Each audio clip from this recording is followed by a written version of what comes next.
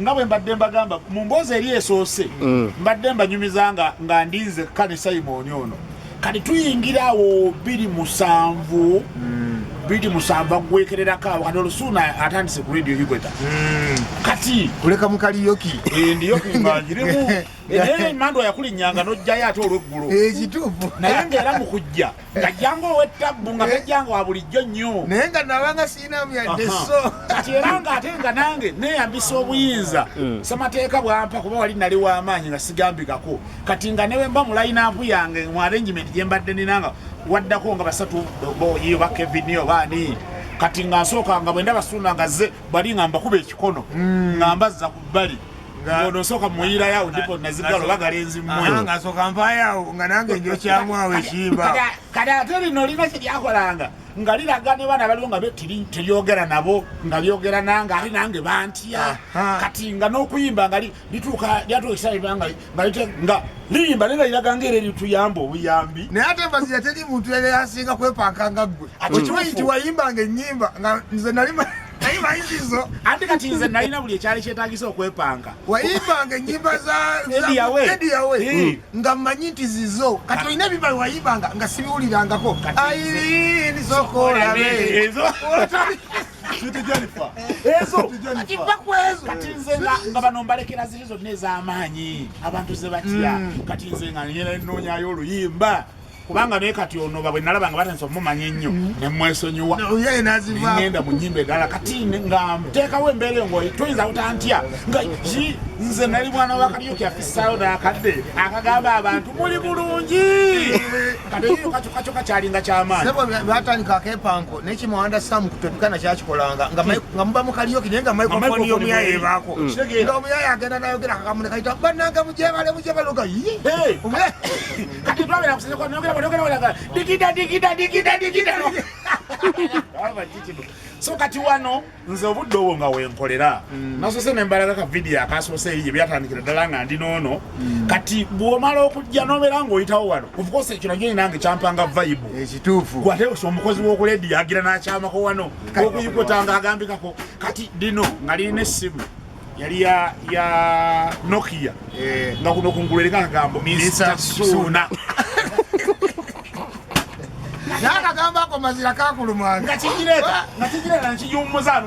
ku mmeeza wano kayogera okulaba nga yakagula akagambo Mr. Suuna akagambo nga kannuma yakogeranga yagiranga naye akagambo Mr. Suuna wakateekako kati nelutandika wano era waliwo oluyimba lwakazibe kapo olwafuluma lwali luyimba kibalina choice balina choice oyo bwafuluma abakazi abo balina choice kati nga lugenda lufuluma jukira ennyimba zonna nga zituukira wano nga tolina kyakikolera oluyimba luno lwaza olupya wano ngamba nalwo nenzija nga nzize dduno nawuwo kati ono yajja nga zze dduno nawange abalala munaabuuza nti yajja ne flash ate nga weeziri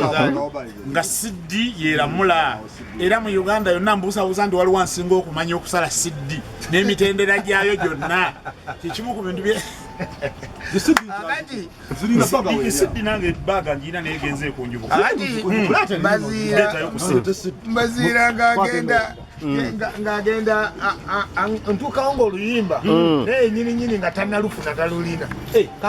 wali toluyina kati oluyiribawa nga Mbaziira agenda aluyiriba ku leediyo buddu ng'aluleeta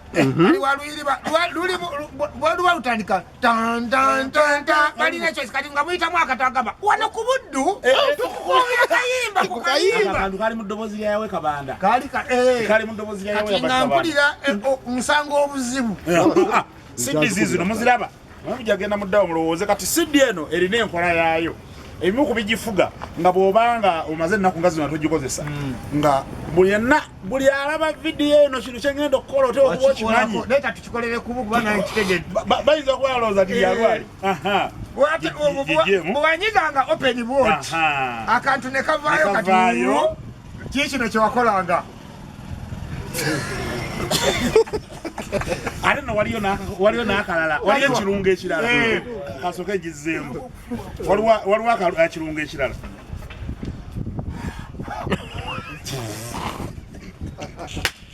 n'ogiteeka ekyo nga kikola ku buli oba ogiteeka mu DVD ng'oli waka oba mu kompyuta mu CPU oba mu deeke ng'okuba disiko byonna eno storage eva biva eno kati mu abaana abali ku laptop ab'ekyanga kati eno storage eva mugiraba kati oziraba ziri ennyimba wano oluyimba namba emu namba bbiri namba bbiri kyayiwenjayo Simon kyayiwenjayo mulina ku CD abakusidi ate wabika anokola walimbo tebamusi omusajja ayinako kyayiwenjaye nange muyange muli mu CD kituufu kati wano kandabe nyimba kyeziri kuno zonna eziriko ensangi zino azirina ku CD Simon ajwati kati wano emizimu gya CD gyonna gisibuka wano lengere ntaba Luganda ate kati mulembe guno twasanga gutulese gutuli mabega Simon akubisaako ku gundi zino nkuba kino nkikuba nenkuba kino nenkuba kompyuta wano nakalake balese mwambya soba bayitaani tujja kamanya mpola bino byonna kati kino musibbi naye ndikuyigiriza n'ogamba ototuwa bulungi budde nga nakyo kikula kituufu kakati nno bannanga ebigambo bino bye tubagamba tibiba bya lwali bya ddala biba gye biri ono DJ Simon P wano we tusibuka mu nsibuko yaffe y'endongo ennyimba zonna nga tuzinona wano siddi zino mu budde bwe nabeera wano nga nze nali nga nzivunaanyizibwako buvunaanyizibwa nabwewa tebabumpadde nga buli luyimba olubeera waze nga nze nsala siddi nga ngiwandiikako kati nga Simon gimu akawungezi agenda ku ambiyansi kati ekyo nakyo ne kinnyambako nti lyali ssomero mu ngeri ey'enjawulo wabeerangawo n'eriwala li Adija mwali mupepe ya nnyo ali mukwano gwange yali yamuyitanga Dija era musanyufu nnyo ne Dija era Dija gyali munyana wali wano waggulu mutawo era Dija yonna gy'oli omunoonya yenze munne yajjanga wano naddala bwe saasangangawo Mbaziira katunyumya nnyo mazima so ebigambo byebyo bannange DJ Simon P respect in all aspects kyakali nnyo webale kaziyana omulimu gwagaziwadda era ebyamaanyi byonna era ensawo eno ngitutte ensawo eno erina ekyenjawulo so kiraga abantu ensawo erina omanyi olwendo byetwogera nga balooza nti omanyi bikatemba byabonoona ffe tetuli bakatemba zikankulaga okakasa ensawo eno nti erina ekyenjawulo mulimu ki mulimu loogi ng'ovudde ku bisenge ebiyitirivu byerina ebisenge ebingi byerina kuba ebyo kale oyinza okusanga ensawo endala nga naye bikola ki ng'ebirina erina ekyenjawulo kiriwa nkanze nnyo naawe mazeemu obuuzi eno ensawo erina ekintu ekyenjawulo bino si byakutereka muteresi wabula ekonekitinga ku mitimbagano kituufu